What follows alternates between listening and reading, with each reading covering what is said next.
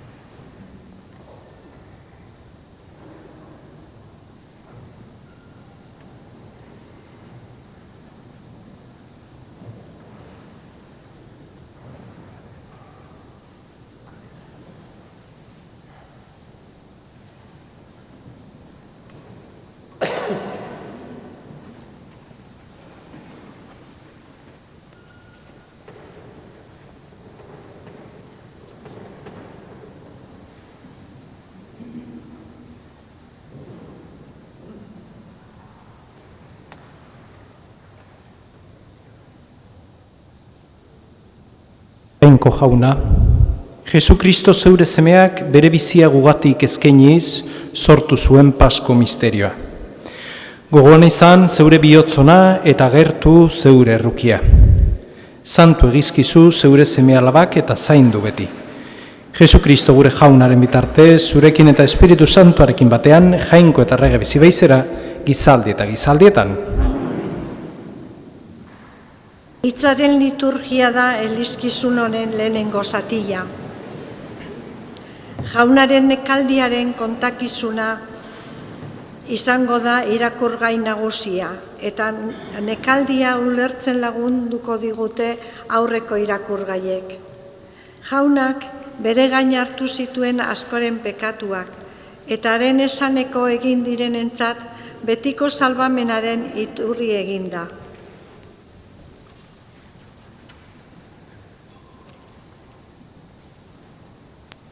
Lectura del libro de Isaías. Mirad, mi siervo tendrá éxito, subirá y crecerá mucho. Como muchos se espantaron de él, porque desfigurado no parecía hombre, ni tenía aspecto humano. Así asombrará a muchos pueblos. Ante él los reyes cerrarán la boca al ver algo inenarrable y comprender algo inaudito. ¿Quién creyó nuestro anuncio? ¿A quién se reveló el brazo del Señor? Creció en su presencia como brote, como raíz en tierra árida, sin figura, sin belleza. Lo vimos sin aspecto atrayente, despreciado y evitado de los hombres, como un hombre de dolores, acostumbrado a sufrimientos, ante el cual se ocultaban los rostros, despreciado y desestimado. Él soportó nuestros sufrimientos, aguantó nuestros dolores. Nosotros lo estimamos leproso, herido de Dios y humillado. Pero Él fue traspasado por nuestras rebeliones, triturado por nuestros crímenes. Nuestro castigo saludable cayó sobre Él. sus cicatrices nos curaron. Todos errábamos como ovejas, cada uno siguiendo su camino, y el Señor cargó sobre él todos nuestros crímenes. Maltratado, voluntariamente se humillaba y no abría la boca. Como cordero llevado al matadero, como oveja ante el esquilador, enmudecía y no abría la boca. Sin defensa, sin justicia, se lo llevaron. ¿Quién se preocupará de su estirpe? Lo arrancaron de la tierra de los vivos. Por los pecados de mi pueblo lo hirieron. Le dieron sepultura con los malvados y una tumba con los malhechores, aunque no había cometido crímenes ni hubo engaño en su boca. El Señor quiso triturarlo con el sufrimiento y entregar su vida como expiación. Verá su descendencia, prolongará sus años. Lo que el Señor quiere prosperará por su mano. Por los trabajos de su alma verá la luz. El justo se saciará de conocimiento. Mi siervo justificará a muchos, porque cargó con los crímenes de ellos. Le daré una multitud como parte, y tendrá como despojo una muchedumbre, porque expuso su vida a la muerte, y fue contado entre los pecadores. Él tomó el pecado de muchos, e intercedió por los pecadores. Palabra de Dios.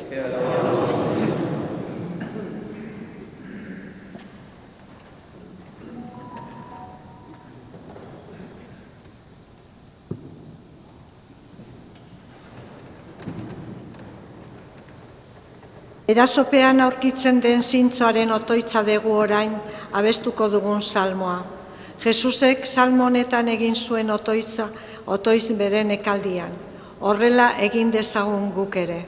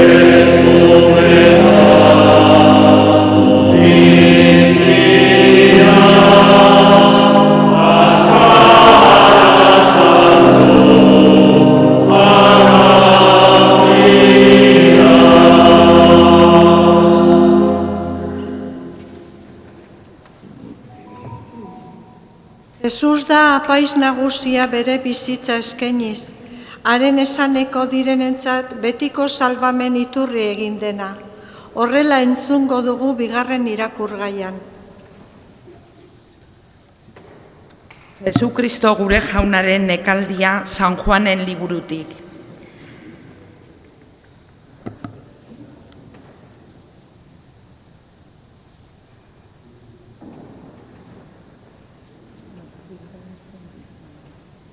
Hebrearei egindako kutunetik. Zenideok, gure apaiz nagusia handia Jesus, jainkoaren semea, zeruetan sartua dugunez gero, ez diezagun aitortzen dugun sinismenari.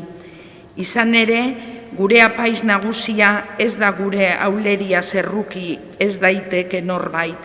Ura ere, gu bezala gauza guztietan probatua izan baita, pekatuak izan ezik. Hurbil gaitezen bada, konfiantzako osoz jainkoaren graziaren tronura, errukia iritsi eta premialdien laguntza izan dezagun. Kristok bere giza bizitzaldian deiadarra handiz eta negarrez egin zion otoitz eta erregu eriotzatik libra dezaken jainkoari. Eta Kristok begirune izan ziolako entzun egin zion jainkoak. Eta semea izanik ere oinazearen oinazez ikusi zuen obedientzet. Horrela, bere betea iritsirik betiko salbanemenaren iturri bilakatu zen obedientzi dioten guztientzat. Jaunak esana.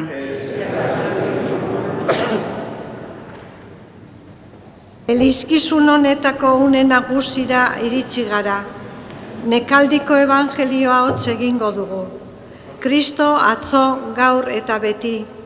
Kristoren nekaldiak gaur ere badu salbatzeko ahalmena. Entzun dezagun beraz, eta aurrez abez dezagun elkarturik. Jesucristo,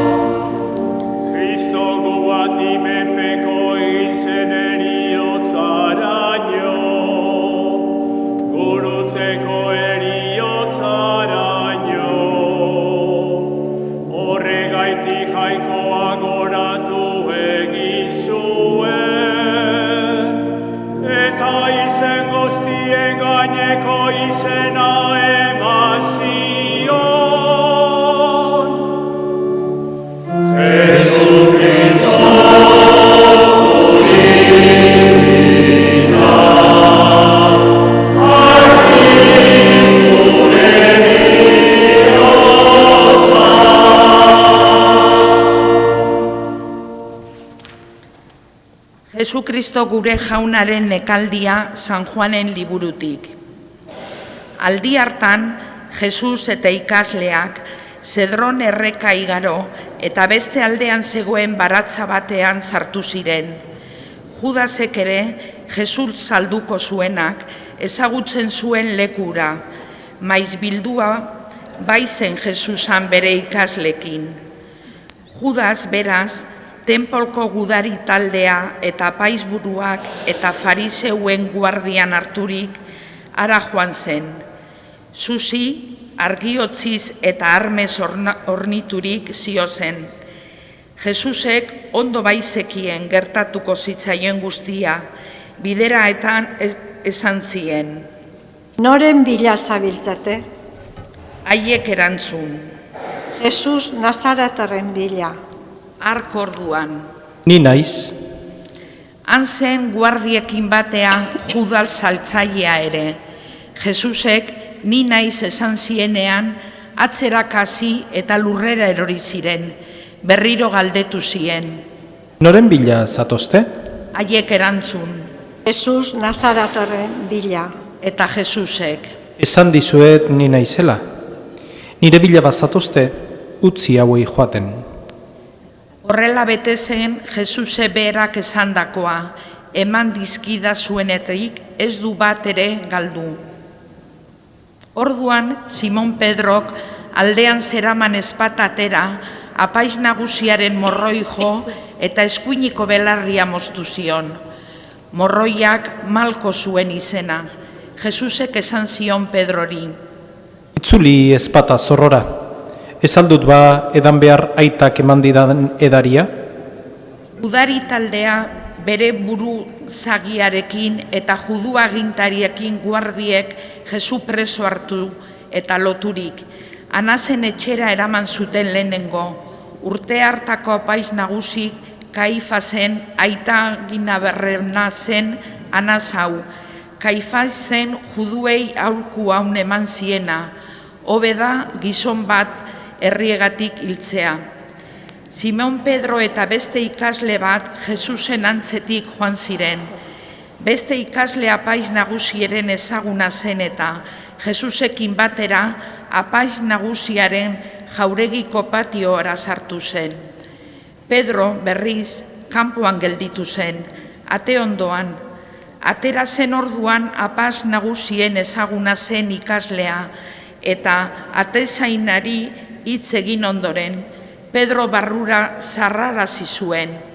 Atezain zegon neskameak esan zion Pedrori. Zu ere salzara gizon horren ikasletako? Pedrok erantzun. Ez naiz. Morroiak eta guardiak sua piztu eta berotzen ari ziren, hotz egiten bai zuen. Pedro ere haiekin zegoen berotzen. Apaiz nagusiak bere ikasleez eta irakatziaz galdetu zion Jesusi. Jesusik erantzun zion. Agerian hitz egin izan diot nik mundu guztiari. Sinagogan eta tenpluan irakatsi izan dut beti, judu guztiak biltzen diren lekuan, eta zer ere ez dut eskutuan esan. Zergatik galdetzen didazu niri? Galdetu nire entzulei, eta emango dizute esan dudanaren berri. Hori esan zuenako, han zegoen guardia baten masaieko bat eman zion esanez. Horrela erantzuten aldiozu apaiz nagusiari? Jesusek erantzun zion. Gaizki hitz egin badut, esan zertan, baina ongi hitz egin badut, zergatik jo nauzu. Orduan, Anasek Kaifas apaiz nagusia gana bidali zuen Jesus lotua. Bitartean, han zegoen Simon Pedro berotzen, eta esan zioten. Zu ere salzara horren ikasletakoa? Pedrok ukatu egin zuen esanez. Ez naiz. Apaiz nagusiaren morroietako batek, Pedro belarria moztu zionaren aidean esan zion. Ez ote zaitut ba neuk ikusi horrekin baratzean? Ukatu egin zuen Pedro berriz ere, eta berehala oiharra jo zuen.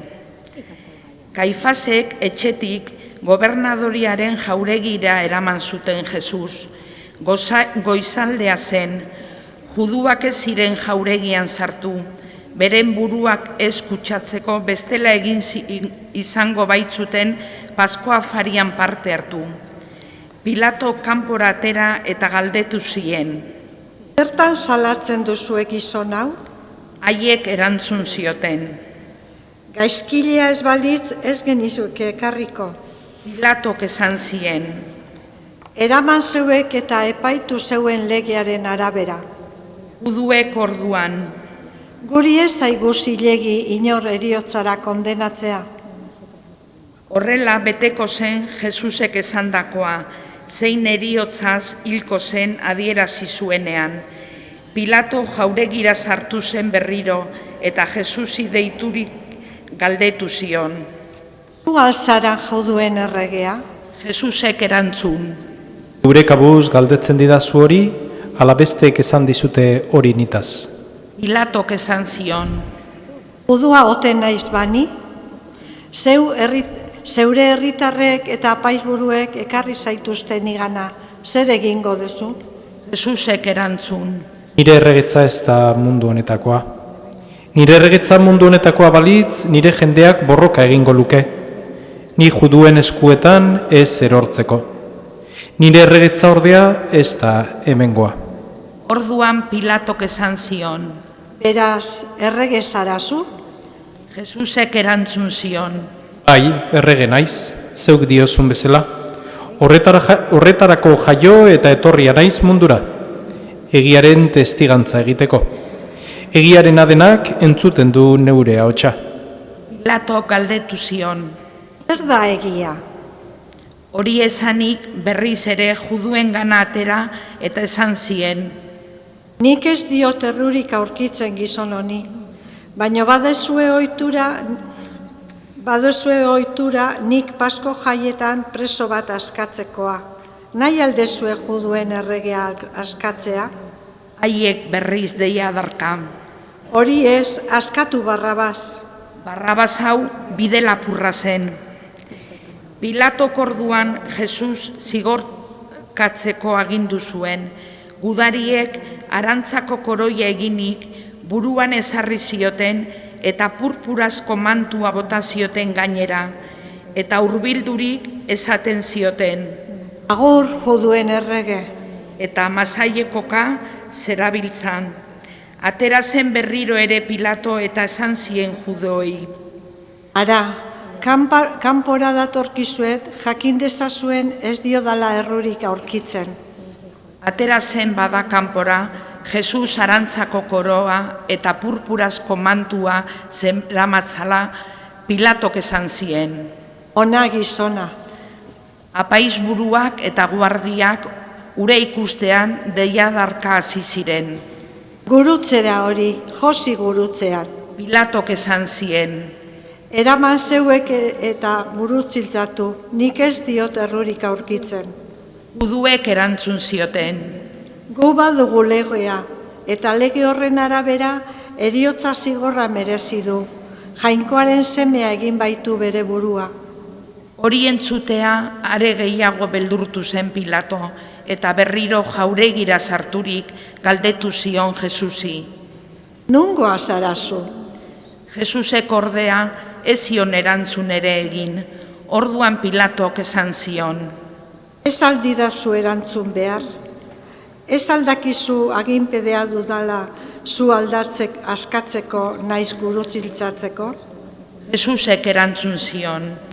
Nuke nire gain inolako aginpiderik izango jainkoak eman ez balizu. Horregatik zeure eskura eman nauenak bekatu handiagoa du. Ordudanik Jesus askatu nahian zebilen Pilato, baina juduak deiarraka hasi zitzazkion. Hori askatzen badezu, ez ara enperadorearen adiskide. Bere burua errege egiten duena enperadorearen aurka ari da. Pilatok hitz horiek entzutea kanpora eraman zuen Jesus eta auzetegian ezerarazi. Arlauzatua zerritzan lekuan, hebrearez Gabata, Pasko jaiarako prestaketa eguna zen, eguardi ingurua, Pilatok esan zion juduei. Ona zuen erregea. Orduan haiek deiadarka. Kendu hori, kendu, josi gurutzean. Eta Pilatok. Gurutziltzatu egin behar aldut zuen erregea. Apaizburuek erantzun zioten. Ez dugu enperadorea beste erregerik. Orduan Pilatok haien esku utzi zuen, gurutziltzatu zezaten.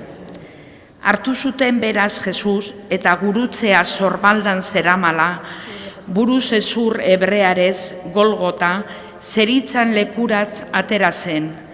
Han josi zuten gurutzean eta harekin batean beste bi alde banatan eta erdian Jesus. Pilato kartel bat idatzi eta gurutze buruan ipini zuen, hau zegoen idatzia. Jesus Nazaretarra, juduen erregea. Judu asko irakurri zuen kartela, hiritik hurbil bai zegoen Jesus, gurutziltzatu zuten lekuan. Gainera, hebrearez, latinez eta greko zegoen idatzia. Juduen apaizburuek esan zioten Pilatori. Ez idatzi juduen errege, baizik juduen errege dela diotena. Pilatok erantzun zuen. Idatzia dago. Gudariek Jesus gurutzean josi ondoren, haren jantziak hartu eta 4 zati egin zituzten, bakoitzerantzat bat. Gero tunika hartu zuten, baina josturari gabea, goitik bera ehundua, zenez esan zioten elkarri. Ez dezagun urratu, sotz egin dezagun ea zeinentzat den. Horrela bete zen liburu santua dioena, nere jantziak bere artean banatu zituzten eta nere tunika zotz egin. Hain zuzen ere, horixe egiten zuten gudariek. Jesuse gurutzean ondoren zeudenaren ama, amaren aizpa, Maria Kleofasen emaztea eta Maria Madalena. Jesusek bere ama eta honen ondoan maite zuen ikaslea ikusirik esan zion amari. Emakume, horra hor zure semea, Gero ikasleari esan zion. horra hor zure ama. Eta orduan gero ikasleak bere etxean hartu zuen. Ondoren Jesusek dena beteaz zela jakinik, liburu santuak esana erabat bete zedin eta zuen. Egarri naiz, Bazenan ospinez betetako pitxar bat, orduan belaki bat ospinetan busti eta kainabera bat muturrean erantziz Espainetara hurbildu zioten.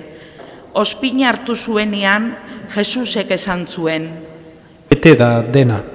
eta burua makurtuz azken arnaza eman zuen.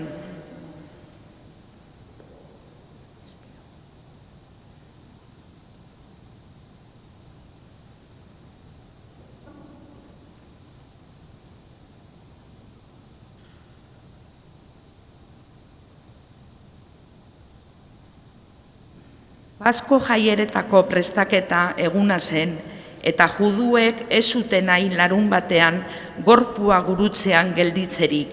Larun batura oso jaiegun handia baizen.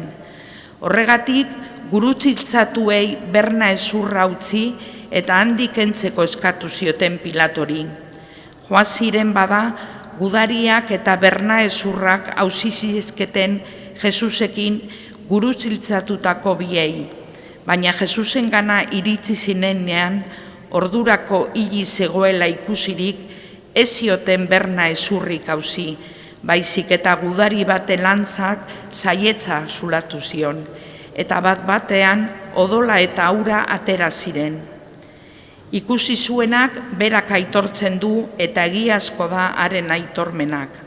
Arbadaki egia dioela, zuek ere zinez dezazuen, liburu santuan dioena bete zedin gertatu zen hau, ez diote zurrik auziko, eta beste pasarte batean hau dio, zulatu zutenari begiratuko diote.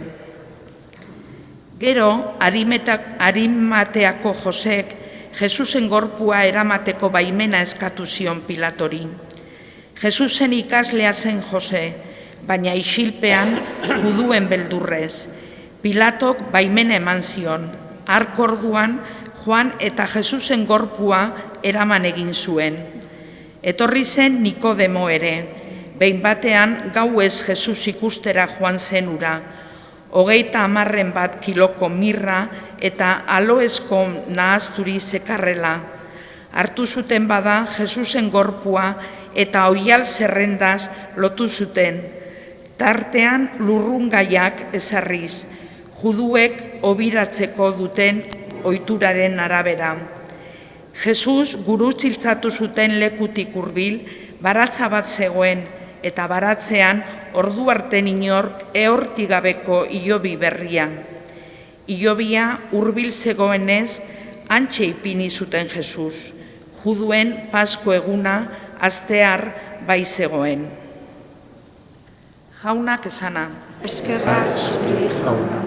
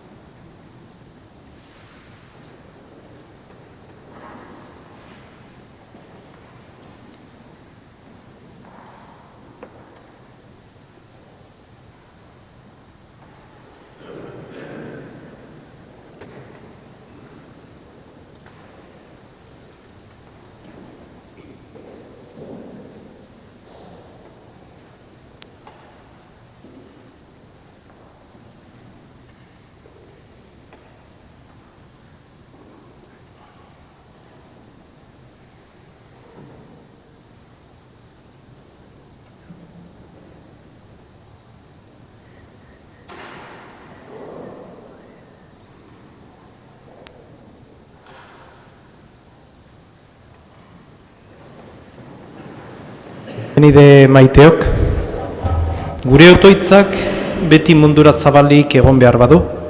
Egun hauetan behar du batez ere irakurleak eskari bakoitzean asmoa irakurriko du.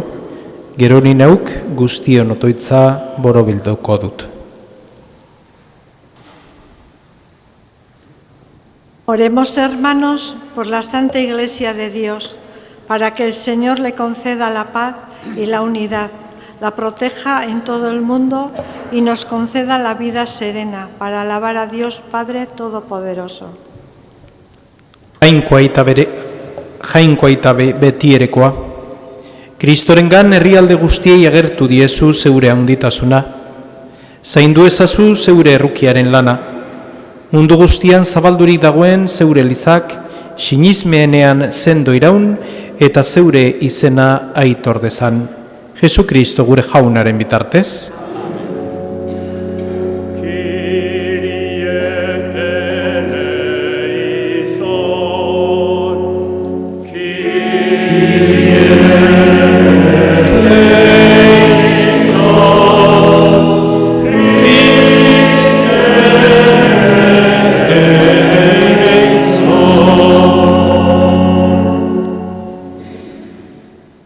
Oremos también por nuestro Santo Padre el Papa León, para que Dios nuestro Señor, que lo llamó de entre los obispos, lo asista y proteja para bien de la Iglesia, como guía y pastor del pueblo santo de Dios. Jainkoa guztidun betierekoa, zeure espiritua santo egiten duzu eta eraberritzen elizaren gorputz osoa. Entzun eliz zerbitzari guztien alde egiten dizkizugun otoitzak. Geure graziari esker, bakoitzak bere eginkizunean, zeure zerbitzari zintzo izan dadin. Jesu Kristo gure jaunaren bitartez.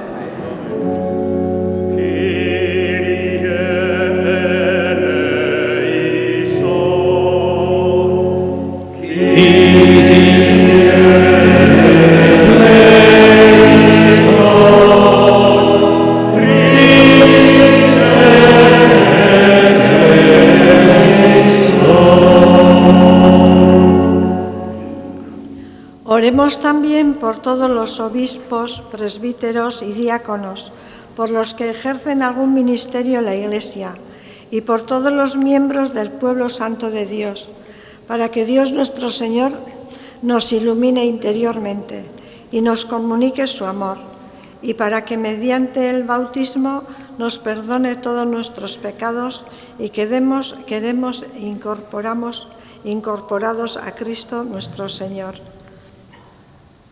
Jainkoa guztidun betierekoa, seme alaba berriz ugaritzen duzu beti zeure eliza. Sendo ezazu kristau gaien sinismena eta jakinduria. Bataio iturrian berriro jaioa, zeure zemetzakoen artean zar daitezen. Jesu Kristo gure jaunaren bitartez.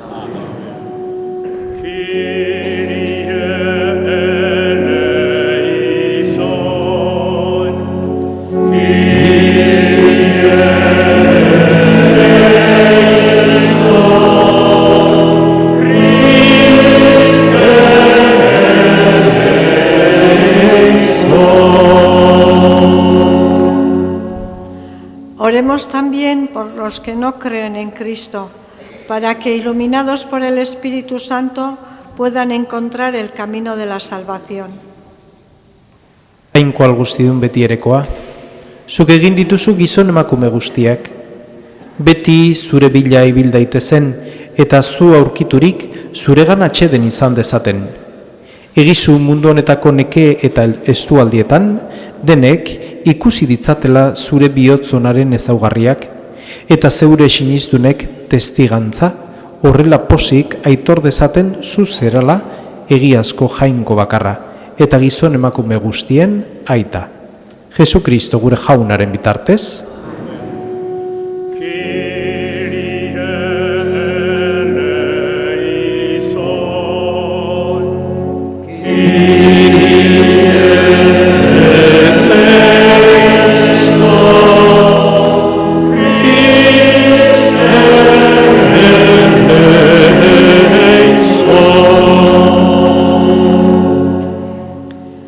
Oremos también por los jefes de Estado y todos los responsables de los asuntos públicos, para que Dios nuestro Señor les inspire decisiones que promuevan el bien común en un ambiente de paz y libertad.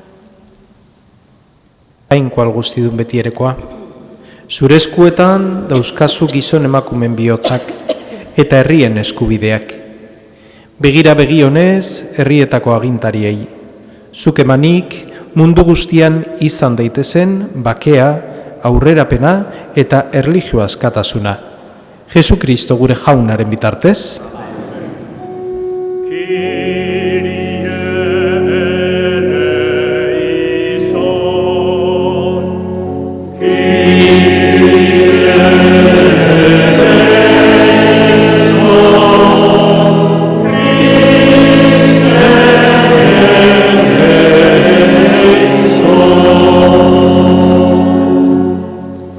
Oremos, hermanos, a Dios Padre Todopoderoso, para que libre al mundo de todas sus miserias, dé salud a los enfermos y pan a los que tienen hambre, libre a los encarcelados y haga justicia a los oprimidos, conceda seguridad a los que viajan y un pronto retorno a los que se encuentran lejos del hogar y la vida eterna a los moribundos.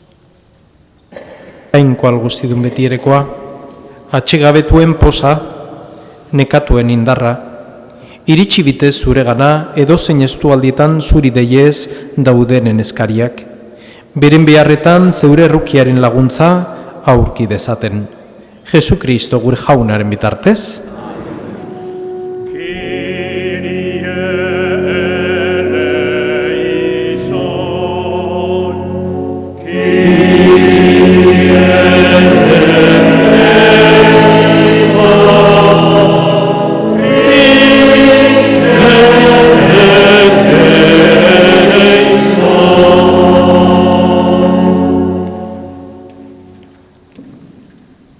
Orain, gurutzea ekarriko dute guztion aurrera.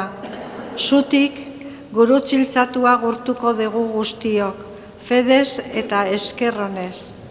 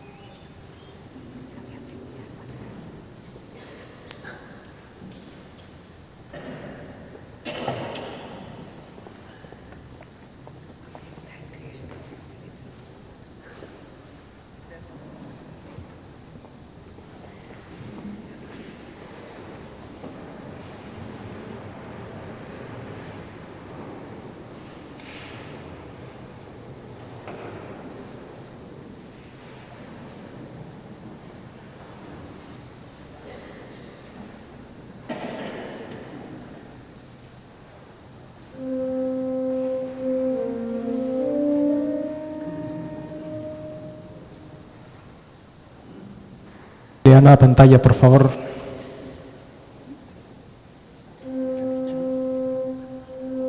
Hora hemen gurutze jabea, munduaren osasuna, zintzilik edukizuena.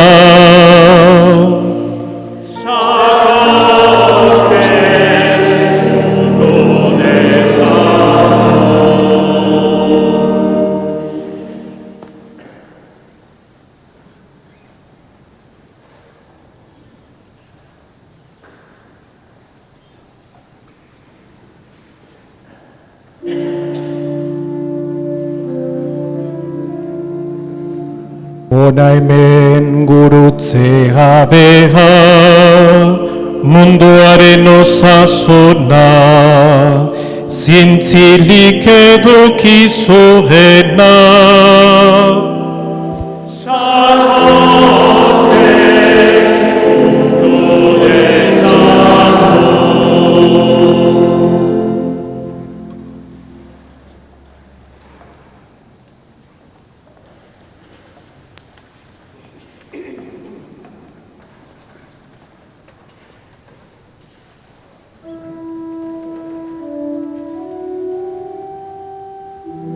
Hona hemen gurutze gabea, munduaren osasuna, zintzilik edukizuena.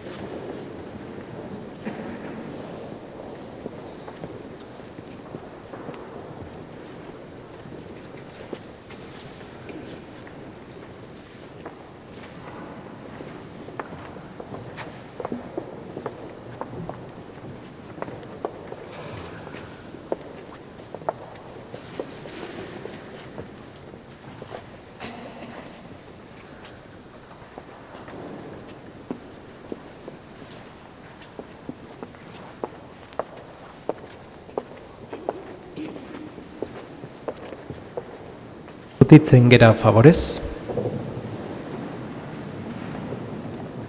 Atzo jaunaren afarian sagaratutako ogitik jango dugu orain. Horrela Kristorekin elkartzen gara, haren heriotza eta piztueran parte hartzeko.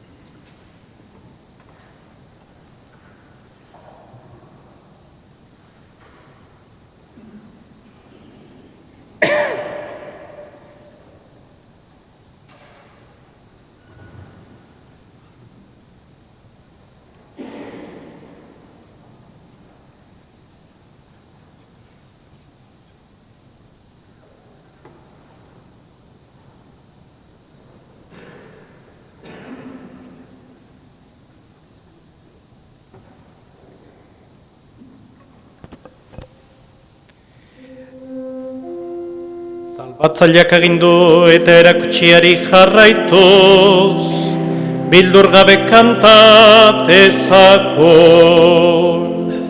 Gure aita,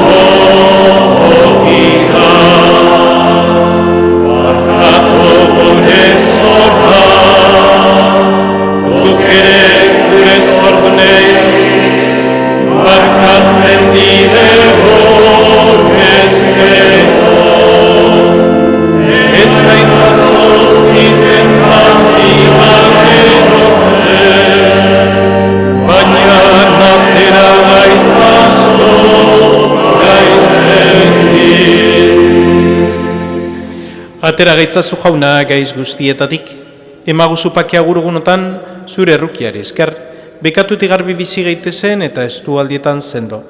Betiko zorinaren itxaropenean, Jesu Kristo gure salbatzailea, noiz etorreko den zai gaudela.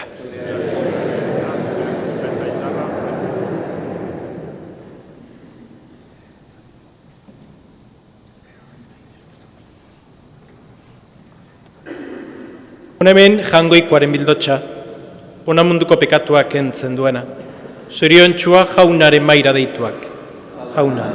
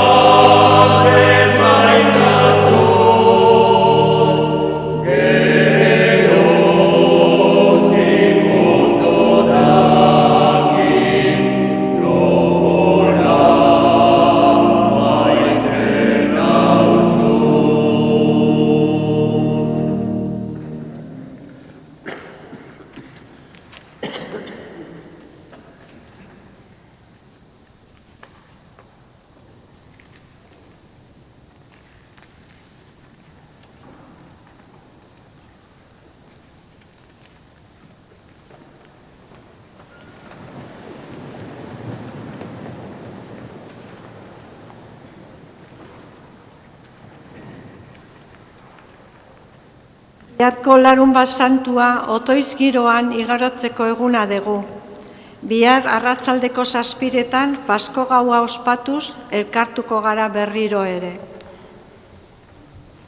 Maite gaituzun Jainko aita, zeure seme Jesukristoren eriotza eta piztueraz berritu gaituzu. Zaindu ezazu gugan zeure errukiaren lana. Misterio honetan parte harturik, beti zeure zerbitzari izan gaitezen. Jesukristo gure jaunaren bitartez.